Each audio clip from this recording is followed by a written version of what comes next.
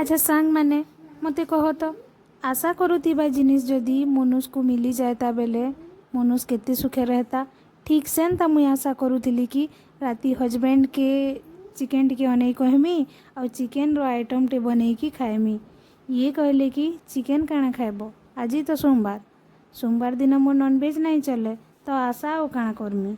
छतु आनिकी धरई देले छतु बेसर कली आ खाई शुइली। देखुन मुई छतु बेसर केनता बनाऊे जे डायरेक्ट कढ़ई रे छतु के देकी बेसर प्याज टमाटर धनिया पतर कंचा मिर्चा हल्दी नून दे करी सबके भल से मिसईकी गैस रे बसई देली डाबी की रेडी हो गला मोर छतु बेसर। विश्वास करूँ थरे बने देखुन बहुत यमी थिला बहुत टेस्ट लगुला। आ मोर चैनल के सब्सक्राइब करूँ और आपण मानकर फैमिली फ्रेंड्स मानकर संगे शेयर करूँ लाइक करूँ कमेंट करूँ प्लीज़।